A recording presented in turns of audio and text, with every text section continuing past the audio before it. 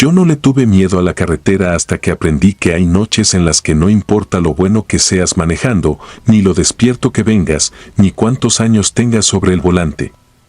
Hay noches en las que la ruta ya está escrita y lo único que haces es llegar puntual. Esto pasó en 1998, no en la Guadalajara, Colima como muchos pensarían por lo típico del cuento, sino en un tramo más ingrato, de esos que no presumen paisaje, la carretera libre entre Ciudad Valles y Tamazunchale, en la Huasteca. La humedad se te mete a los huesos y el monte parece una pared negra. Yo llevaba un tortón cargado de abarrotes y conmigo venía Elías, mi compadre de trabajo, mi sombra en los viajes largos. No era familia, pero ya era peor, era costumbre. Esas personas con las que has dormido en gasolineras, comido pan viejo con café recalentado y te has reído de cosas que a nadie más le darían risa. Teníamos más de 24 horas rodando con paradas cortas. Elías venía despierto a la fuerza, inventándose plática para que yo no cabeceara. En el tablero, el reloj marcaba 3:17 de la mañana y yo traía esa sensación fea de ya casi, que es cuando uno se confía y baja la guardia. Fue entonces cuando lo vimos. No era un animal, no era un carro, no era una sombra cualquiera. Era alguien caminando por la orilla, en el mismo sentido que nosotros, pegado a la línea blanca como si la estuviera siguiendo con devoción. A esa hora, ahí, no camina nadie. Y si camina, no lo hace así, lento, derechito, sin voltear ni una sola vez aunque le reviente la luz alta encima. Traía algo oscuro encima, como un rebozo largo o una manta, y el viento ni siquiera lo movía. Eso fue lo primero que me pareció raro. Había brisa, se sentía en la cara por la ventanilla apenas abierta, y aún así esa tela colgaba inmóvil, pesada, como mojada. Elías me dijo que paráramos, que a lo mejor era alguien en desgracia, que en la Huasteca pasan cosas feas y luego sale uno en las noticias por no ayudar. Yo lo pensé 2 segundos. No por bondadoso, por cansancio, quería que algo rompiera esa monotonía que te embrutece. Bajé la velocidad y me orillé con cuidado, cuidando no meter la llanta en el acotamiento blando. Nos quedamos al parejo, a una distancia prudente. Elías asomó la cabeza por la ventanilla y ofreció aventón. La persona siguió caminando, sin reacción. Volvió a hablarle, más fuerte. Nada. Lo intentó una tercera vez, ya con ese tono de hombre que empieza a sentirse ignorado, y yo sentí el presentimiento como un golpe en el estómago. Ese no le hables que no se explica, que no es miedo todavía, pero ya es aviso. Elías soltó una grosería, una sola palabra, seca, como quien espanta perros. Y entonces la figura se detuvo. No se volteó de golpe como en las películas. Giró despacio, primero el cuello, luego el cuerpo, con una calma que daba coraje, como si tuviera todo el tiempo del mundo. La luz del tortón le pegó de lleno y yo alcancé a ver el cabello asomando por debajo de la manta, sí, pero no era cabello vivo. Parecía hilo viejo, quebrado, como estopa húmeda. Cuando por fin quedó de frente, lo único que se veía dentro de esa oscuridad era una cara, si se le puede decir cara. Era hueso. Una calavera sin ojos, con la boca entreabierta, no como sonrisa, sino como cansancio. No tenía mirada y aún así sentí que me estaba mirando a mí también, como si la vista viniera de otro lado. Elías gritó. Un grito real, de hombre adulto sin vergüenza. Yo quise reaccionar, pero mi cuerpo tardó en obedecer, como si el aire se hubiera espesado dentro de la cabina.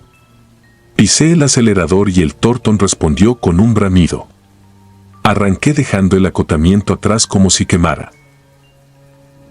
Elías no paró de temblar por kilómetros. No lloró, no rezó, no habló. Nomás repetía entre dientes, no era, no era. Llegamos al amanecer a un patio de maniobras. Descargamos como autómatas. Nos metimos a un hotel barato de esos que huelen a cloro y humedad. No dormimos bien. Yo cerraba los ojos y veía el hueco donde debían estar los ojos. En la mañana, Elías insistió en manejar él. Me dijo que yo traía la cara blanca, que parecía enfermo. Me fui de copiloto con el cinturón apretado y la garganta seca. La carretera ya tenía vida, camiones, camionetas, un par de combis.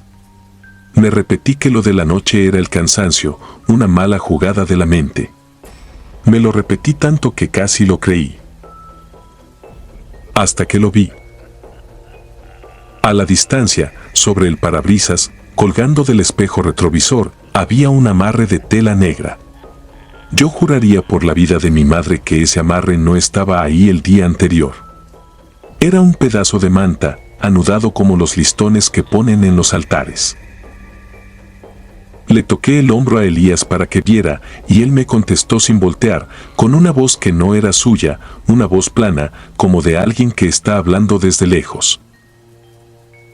Ya nos viene siguiendo desde anoche. No me dio tiempo ni de preguntar qué estaba diciendo, porque en ese mismo instante él movió el volante apenas, como corrigiendo, y el Thornton respondió como si hubiera pisado hielo. Sentí que algo se jalaba hacia la derecha, hacia el acotamiento. Vi el mundo inclinarse. Vi el carril contrario venir encima. Escuché bocinas, un golpe seco, metal, vidrio, un ruido largo como de animal arrastrándose. Cuando todo paró, yo estaba fuera de la cabina, tirado en la cuneta, con el pecho ardiendo y sangre en los labios. El Thornton estaba atravesado, hecho un desastre. Elías seguía en el asiento, quieto, con la frente hundida contra el volante. No se movía. La ambulancia llegó rápido porque ya había tráfico. Me subieron como pudieron. Me pusieron oxígeno. Yo tenía la mirada clavada en el camino, atontado, tratando de entender por qué yo estaba entero y él no. Fue entonces cuando vi el letrero verde a unos metros, inclinado, viejo, con el reflejo de las torretas encima. KM-17. Y lo recordé con una claridad que me heló el cuerpo. Anoche, cuando arrancamos huyendo, yo vi ese mismo número en una piedra pintada a la orilla. Lo vi, lo pensé, lo ignoré. El paramédico me preguntó mi nombre, pero yo no podía contestar. Porque ahí, del otro lado de la carretera, pegada al monte, estaba la figura de la manta negra. No caminaba. No corría. Nomás estaba parada, como quien ya hizo lo que tenía que hacer. Y al lado de su sombra, donde la luz no alcanzaba a entrar, vi algo peor, otra manta igual, colgando, como si esperara turno.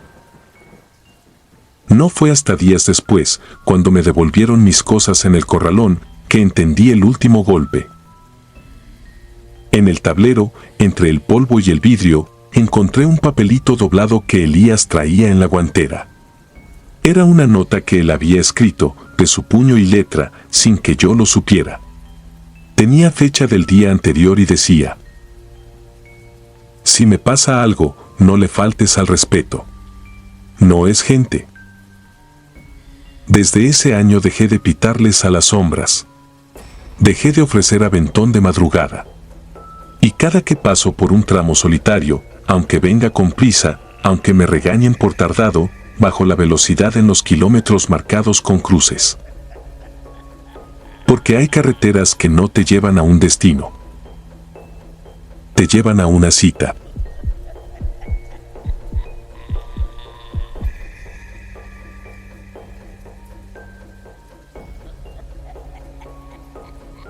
Me llamo Ernesto Valdivia y manejé tráiler durante casi 15 años. Aprendí a no confiar en la noche, pero tampoco a temerle. En la carretera uno desarrolla un instinto extraño, como si el asfalto hablara en murmullos que solo nosotros entendemos. Lo que me ocurrió en 2021, cruzando el tramo solitario entre Monterrey y Reynosa, me hizo comprender que hay cosas que no pertenecen ni al mundo de los vivos ni al de los muertos, y que aún así transitan por la autopista como cualquier otro vehículo.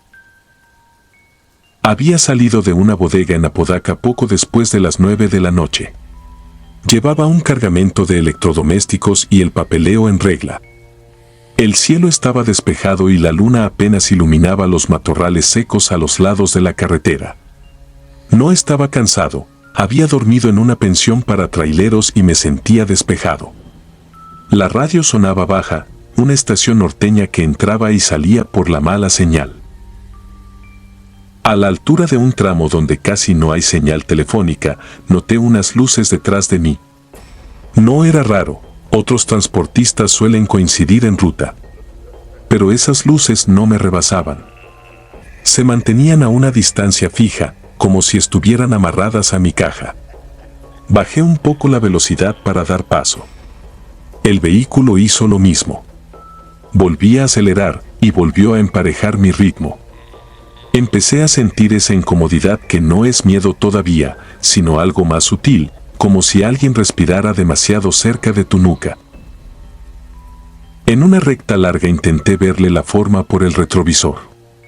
Era una camioneta oscura, quizá gris o azul muy oscuro, sin placas visibles por el ángulo. Pensé en asaltantes, en esos años la inseguridad en esa franja era cosa seria. Decidí no orillarme. Seguí firme, con las manos sudándome sobre el volante. Casi una hora después, la camioneta se emparejó del lado izquierdo. No me rebasó, solo avanzó lo suficiente para quedar a la altura de mi cabina. Giré ligeramente la cabeza esperando ver el rostro del conductor. No había nadie. El asiento estaba vacío. Lo vi claro bajo la luz intermitente de mi propio faro reflejado en su parabrisas. Vacío. Sentí que la sangre se me iba a los pies. Pensé que tal vez el ángulo me engañaba, que el conductor iba muy recostado. Pero la camioneta comenzó a pegarse peligrosamente a mi caja, como si alguien sí la maniobrara. Tocó el costado del remolque con un golpe seco que me obligó a corregir el volante. El corazón me retumbaba en los oídos.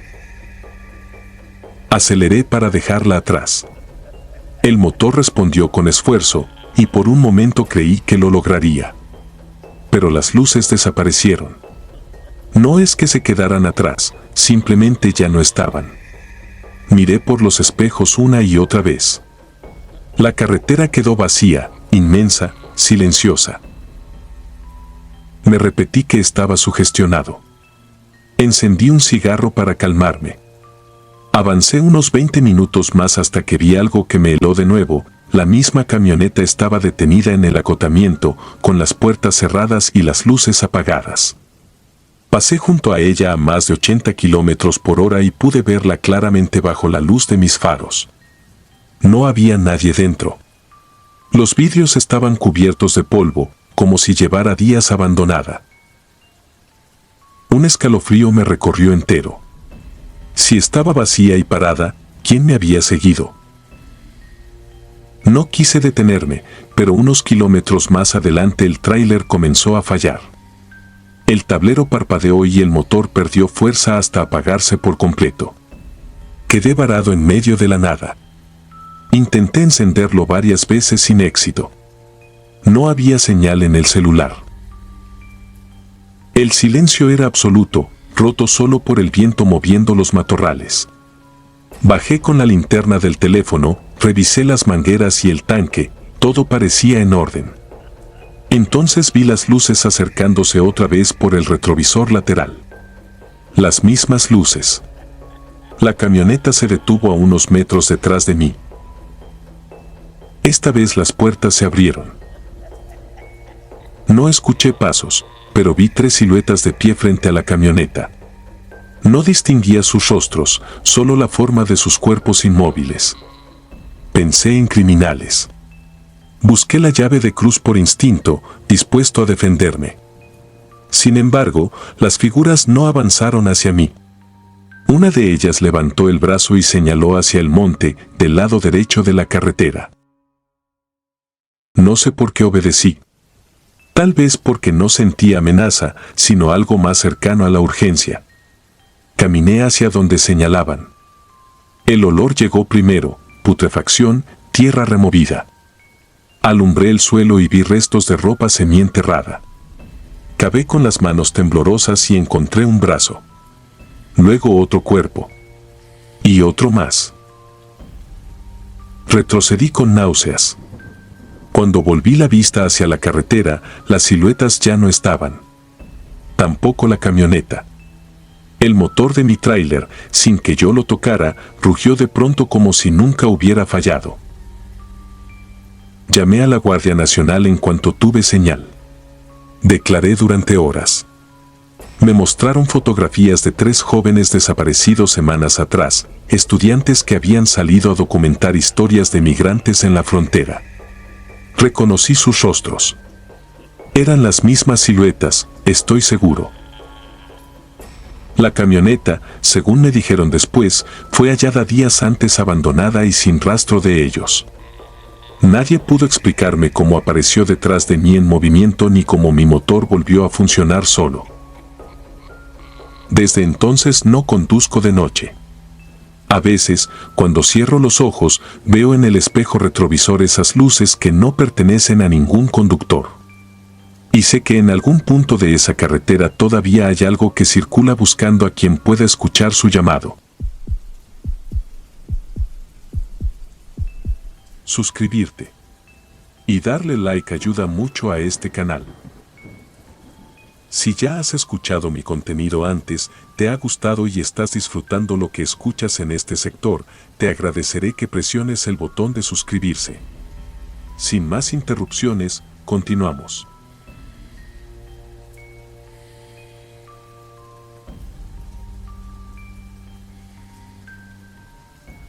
Fui trailero casi toda mi juventud, de esos que le agarran cariño a la línea amarilla y al zumbido parejo del motor. En aquellos años, antes de que el miedo se volviera parte del equipaje, yo manejaba de noche porque la carretera se sentía más limpia, más honesta. De día había prisas y miradas. De madrugada, en cambio, el mundo parecía quedarse sin testigos y por eso mismo, a veces, sin límites. La historia que voy a contar pasó en el 2009, en una ruta que conectaba la sierra con la costa, por un tramo largo donde el celular no servía y los pueblos eran manchas de luz a lo lejos. Yo iba cargado con abarrotes y costales de harina, con la cabina oliendo a café recalentado y sudor de cansancio. Me faltaban todavía horas para llegar al punto de descarga y ya traía los párpados pesados, ese sueño traicionero que te baja como fiebre. En una recta vi a alguien a la orilla, levantando la mano con insistencia. Frené por instinto, más por costumbre que por valentía. Era una mujer mayor, delgada, envuelta en ropa negra como de luto. Traía un velo corto que le tapaba el cabello y un vestido largo hasta los tobillos, demasiado formal para estar en mitad de la nada. Lo que más me llamó la atención fue la canasta que cargaba, de mimbre, antigua, cubierta con un paño oscuro, como si ocultara algo frágil o algo que no debía ver la luz. Le hice seña. Subió sin dificultad, con una fuerza rara para su edad. No dijo buenas noches, no dijo gracias. Se acomodó mirando al frente, tiesa, como si la hubieran sentado a propósito en esa postura. Yo intenté ser amable, porque así me enseñaron, que uno no deja tirada a la gente en la carretera. ¿A dónde va, doña?, pregunté, sin voltear del camino. Me respondió sin mirarme, con una voz seca que no parecía cansada ni asustada. Siga. No fue grosera con palabras altisonantes, fue peor, fue como si yo no existiera. Sentí el orgullo picándome, pero seguí. Pasaron minutos largos, luego casi una hora. El motor sonaba parejo, la carretera vacía, la oscuridad apretando alrededor como un túnel. Cada tanto yo la veía con el rabillo del ojo y siempre estaba igual, mano sobre la canasta, espalda recta, mirada fija al frente. Ni un suspiro, ni un ajuste, ni el gesto mínimo de alguien que viaja. Cuando nos acercamos a un pueblito con 2 o 3 calles iluminadas, intenté de nuevo. Aquí hay gente, ¿puedo dejarla aquí? No.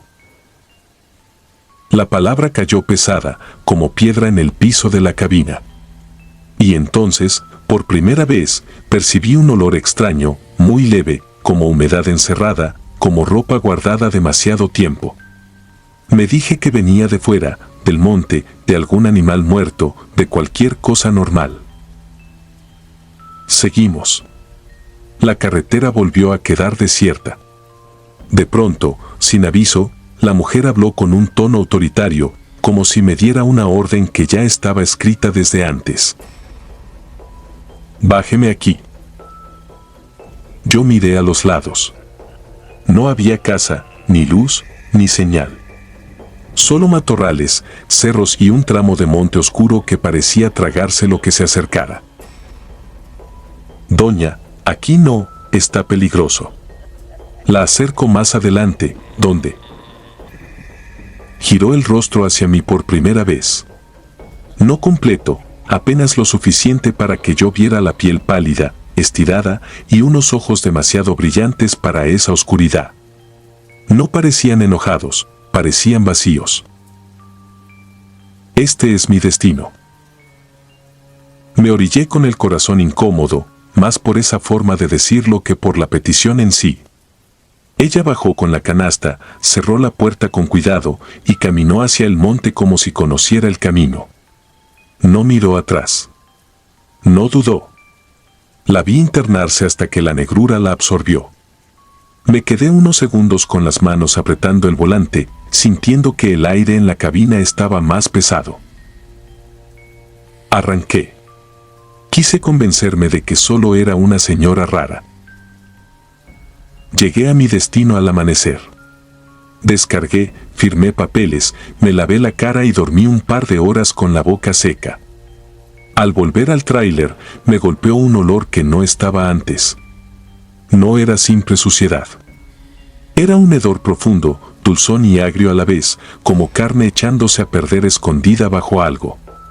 Revisé la cabina, levanté el tapete, abrí compartimentos, olí el asiento del copiloto. Ahí era más fuerte. Como si se hubiera quedado impregnado. Lavé todo en una pensión de camioneros. Usé jabón, cloro, aromatizante, hasta vinagre. El olor bajó un poco, pero no se fue. Se quedó, terco, como una presencia. En el siguiente viaje empezaron los insectos. Al principio fueron 2 cucarachas que vi al prender la luz. Luego 10. Luego arañas en las esquinas, telarañas nuevas cada mañana aunque yo las quitara. Fumigué. Cambié de estacionamientos. Nada servía. Era como si el tráiler los pariera desde adentro. Después vinieron las fallas. Una tarde, antes de una curva, el volante se endureció, inmóvil, como si alguien lo sujetara desde abajo. Frené con todo el cuerpo y me quedé detenido a centímetros de la cuneta. El mecánico revisó y juró que todo estaba bien. Dijo que era imposible. La última señal llegó una noche lluviosa. Iba bajando por un tramo con árboles a los lados cuando los frenos simplemente dejaron de responder. No se sintió gradual, fue como si de pronto yo ya no estuviera conectado a la máquina. Me fui contra el monte, reboté, escuché el crujido del metal y el golpe seco de mi cuerpo. Cuando desperté, estaba empapado, con el sabor de sangre en la lengua y un dolor que me partía el pecho. Tuve fracturas, pero sobreviví. Mientras me recuperaba, mi esposa me miró como si me estuviera viendo regresar de un lugar donde no debía haber vuelto. Desde que subiste a alguien, cambiaste, me dijo. Cuéntame la verdad. Le conté de la mujer, del velo, de la canasta. Ella no dudó ni un segundo. Me llevó con un sacerdote de un rancho cercano. El cura me escuchó en silencio y cuando terminé no me preguntó detalles como si ya lo supiera. ¿Dónde se sentó? Fue lo único. Se lo dije. Fuimos al tráiler. El sacerdote roció agua bendita y empezó a rezar. Y entonces, sin que nadie tocara nada, el olor se levantó como una ola. Me dio arcadas. El cura se puso serio, caminó directo al asiento del copiloto y metió la mano entre el respaldo y la base, donde yo nunca había revisado bien. Sacó algo envuelto en tela negra, pequeño y pesado, amarrado con hilo rojo. No lo abrió. Solo lo sostuvo unos segundos, como si le quemara. «Esto no es para ti», dijo, con una voz que no le había escuchado antes. «Tú solo fuiste el camino». Me ordenó vender el tráiler o deshacerme de él. Y lo hice, casi regalado, sin explicar nada. A las 2 semanas, el hombre que lo compró fue a buscarme a la pensión donde yo solía parar. Tenía la cara pálida. «Oiga», me dijo, «¿usted no me vendió un tráiler con algo adentro?» No quise saber. Le cerré la puerta. Pasaron casi 2 años antes de que yo volviera a manejar. Compré otro camión. Nunca más subí a nadie. Ni a señoras mayores, ni a jóvenes con mochila, ni a hombres caminando bajo la lluvia. Aprendí a la mala que en la carretera no todo el que pide ayuda está perdido. A veces, cuando voy de noche, en una recta muy sola, me llega un olor breve, apenas una sombra de ese hedor dulzón. Y aunque mi cabina esté limpia, aunque el motor suene bien y el camino esté despejado, me sudan las manos igual. Porque yo sé algo que antes ignoraba, hay destinos que no son lugares. Son cosas. Y si te las llevas contigo, no se bajan donde tú quieres. Se bajan cuando ya te marcaron.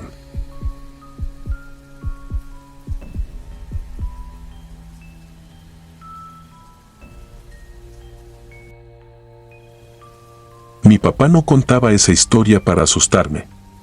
La contaba como quien se quita una astilla vieja del cuerpo, con cuidado, sin dramatizar, como si nombrarla la volviera menos pesada. Él manejó tráiler en Estados Unidos casi toda su vida, primero como empleado, después con su propia compañía. Me decía que lo más peligroso no eran los baches ni la nieve, sino lo que la noche hace con la gente cuando te agarra solo, con el motor zumbando y kilómetros de oscuridad por delante. Esto pasó en 1998, cuando todavía se usaban mapas doblados y teléfonos públicos.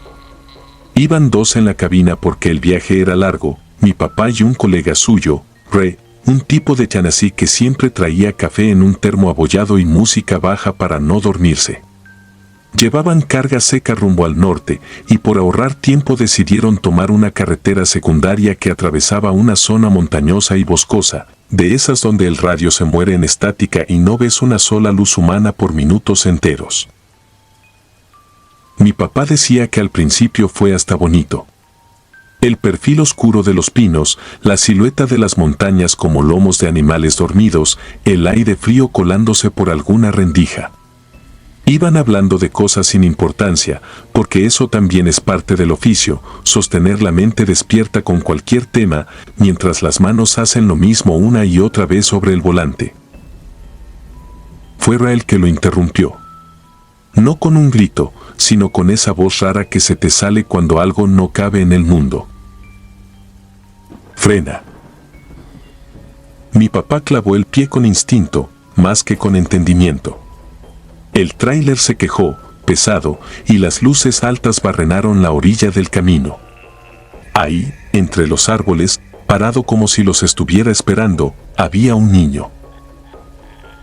Un niño solo. Mi papá siempre recalcaba ese detalle porque no tenía sentido. Era flaco, de unos 6 o 7 años, sin camisa, con la piel pálida como si nunca le diera el sol. Tenía la cara manchada de algo oscuro que, de lejos, parecía lodo. Cuando el haz de luz lo golpeó, no levantó los brazos ni se echó a correr. Solo se quedó mirando, con la misma quietud con la que miran los venados antes de decidir si saltan o se quedan. Roy fue el primero en bajar. Mi papá lo siguió, pero más por no dejarlo solo que por ganas de acercarse. El motor quedó encendido, temblando, y los faros pintaron un escenario demasiado blanco, demasiado claro para ser de noche. Los pasos crujían en hojas secas. A cada metro que avanzaban, mi papá decía que el estómago se le apretaba, como si el cuerpo entendiera algo que la cabeza todavía no. Rey le hablaba al niño, preguntas simples, de esas que uno hace en automático, si estaba herido, si había un accidente, dónde estaban sus papás. El niño no contestaba. Ni un gesto. Tenía la mirada fija, pero no era miedo. Era otra cosa, una atención fría, como de perro sobre un plato. Cuando estuvieron a un par de metros, el olor los golpeó. No era sangre fresca. Era un olor agrio, denso, como carne dejada al sol. Entonces lo vieron. A los pies del niño, medio escondido por la maleza, había un cuerpo de hombre tirado boca arriba. La ropa estaba abierta, como si lo hubieran jalado. Y donde debía estar la cara, había un hueco irregular, rojo y negro. Mi papá decía que el cerebro tarda un segundo en aceptar lo que está viendo, y ese segundo fue suficiente para que escuchara el sonido más horrible de su vida, un masticar lento, húmedo, insistente. El niño estaba comiendo. No como un animal desesperado. Como quien ya sabe lo que hace. Rey soltó un grito, un insulto, algo que a mi papá se le perdió entre el terror. En cuanto el niño oyó el ruido, se agachó más, tapó el cuerpo con los hombros y siguió masticando con una furia silenciosa, como marcando territorio, como si el cuerpo fuera suyo y el mundo le debiera permiso. En ese momento, mi papá dijo que lo peor no fue la escena. Fue el bosque respondiendo. Primero, un crujido. Luego otro. Pasos rápidos entre hojas, no de una persona, sino de varias, acercándose desde el mismo lado del niño. Venían corriendo, sin hablar. Y eso era lo que helaba la sangre, no se escuchaban voces, ni órdenes, ni preguntas. Solo el avance seco de pies que ya sabían a dónde iban. Mi papá no se quedó a averiguar. Jaló a Ra del brazo y corrieron de vuelta. Subieron a la cabina como si se les estuviera cayendo el aire. Mi papá metió velocidad sin mirar, la caja brincó, el tráiler rugió, y el camino oscuro volvió a tragárselos. Rey temblaba. No lloraba, pero tenía la cara desencajada. Mi papá miró por el espejo lateral y vio, por un instante, figuras cruzando el haz de luz, demasiado rápidas para contarlas. Lo único que le quedó claro es que eran bajas, delgadas, y se movían como si el bosque les perteneciera desde antes que existiera la carretera. No pararon hasta una gasolinera abierta, de esas solitarias con un letrero parpadeando. Ahí llamaron desde un teléfono público. Mi papá contó la milla aproximada, el tramo, lo del niño.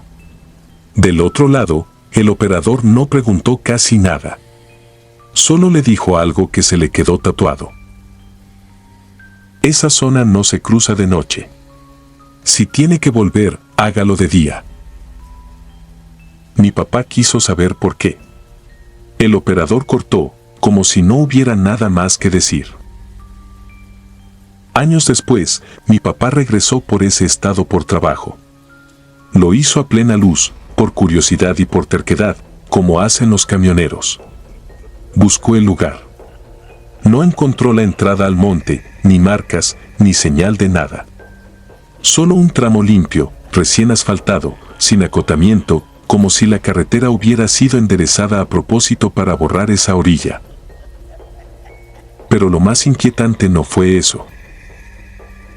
Fue que, al pasar por ahí, vio un pequeño letrero nuevo, de esos que ponen por fauna silvestre. No decía cruce de niños, ni precaución. Decía: evite detenerse. Mi papá nunca volvió a hablar de tribus ni de teorías. Solo me dijo que la noche, en ciertas millas, no es oscuridad. Es un aviso. Y que hay lugares donde la gente no desaparece porque se pierda, sino porque alguien, desde el bosque, ya la estaba esperando.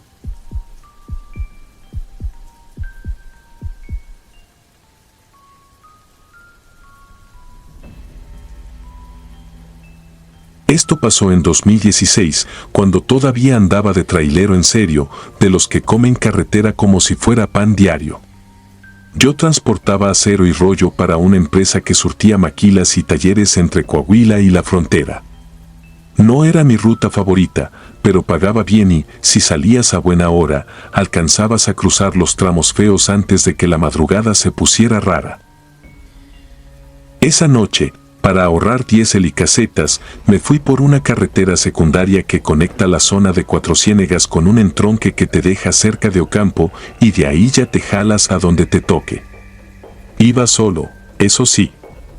Mi hermano ya se había salido del oficio y yo traía la cabina llena de lo normal, termo de café, una cobija, herramientas, un rosario colgado del espejo que me había dado mi mamá aunque yo no fuera muy de rezar, y un radio viejo que agarraba estaciones a ratos. No recuerdo la hora exacta, pero era después de medianoche. Lo sé porque el cansancio cambia de sabor, ya no es sueño, es como si el cuerpo se volviera de plomo y hasta el volante se sintiera más frío. En esos tramos no hay nada, ni casas, ni gasolineras, ni letreros. Solo el monte, el asfalto y tus luces cortando la oscuridad. Fue ahí donde vi algo que no cuadraba. A lo lejos, en la orilla derecha, se notaba un brillo pálido, como si alguien estuviera moviendo una linterna o un celular. Reduje un poco porque pensé que era un accidente. A esa hora cualquiera puede quedarse varado y entre traileros uno ayuda. No por buena gente, sino porque sabes que mañana puede ser tú. Cuando me acerqué lo suficiente, distinguí una camioneta chamuscada, como si le hubieran pasado fuego por encima. No era un choque reciente, el metal ya estaba negro mate, sin reflejo, como cuando algo se quema hace días y se queda ahí, abandonado. Pero lo que me heló fue ver a dos personas paradas junto a ese cascarón, quietas, casi inmóviles. Era un hombre y una mujer. La mujer traía algo en brazos, envuelto en una cobija. No se veía el rostro del bebé, solo el bulto pegado al pecho. El hombre alzaba la luz y cuando mi tráiler los iluminó, levantó la mano como pidiendo que me detuviera. Me orillé despacio. No apagué el motor.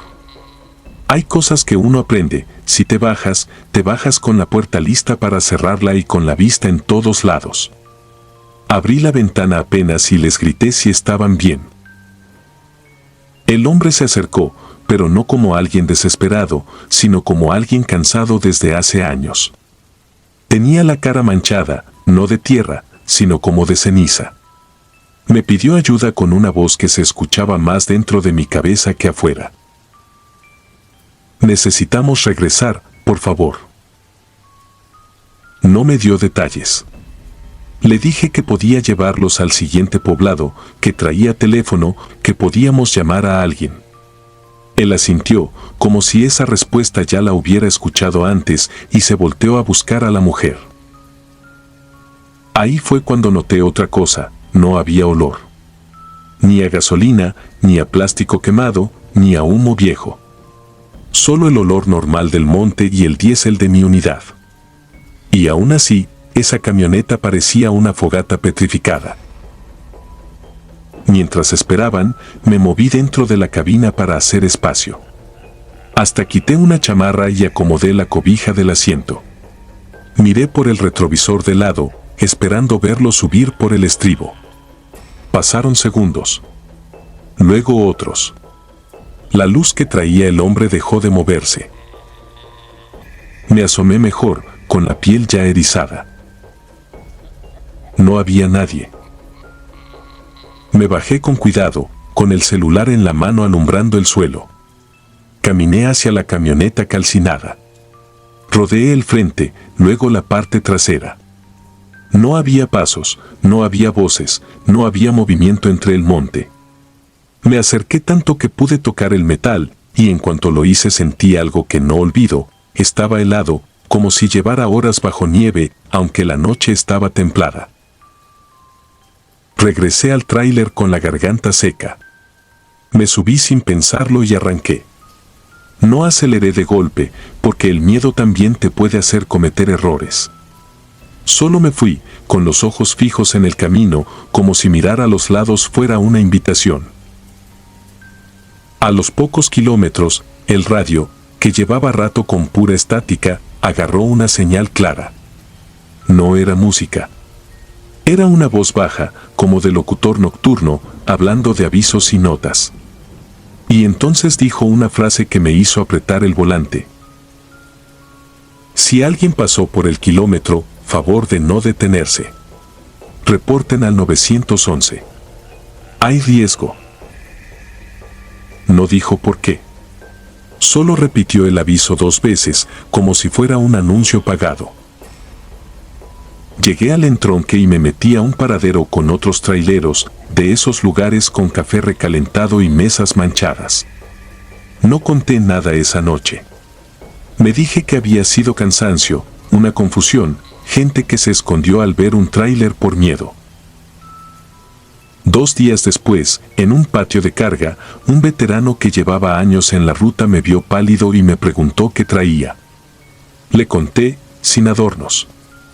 No se rió. Ni siquiera se sorprendió. Se quedó callado, como quien calcula si te dice algo o te deja vivir con la duda. Luego me preguntó exactamente en qué tramo fue. Se lo dije. Él bajó la mirada y me soltó, sin dramatismos. Ahí quemaron a una familia hace tiempo. Los dejaron en la orilla para que todos los vieran. Desde entonces se aparecen. Pero no piden auxilio por ellos, piden que alguien los suba para completar el viaje. Le pregunté qué quería decir con eso. Solo señaló mi retrovisor y dijo algo que me dejó frío. Cuando pares, fíjate si no traes tierra en el estribo. Si traes, ya no estás solo. Esa noche, cuando regresé a mi unidad, lo primero que hice fue alumbrar el estribo del copiloto. No había nadie, claro. Pero sí había algo, marcas pequeñas, como si una cobija arrastrada hubiera dejado un polvillo gris pegado al metal.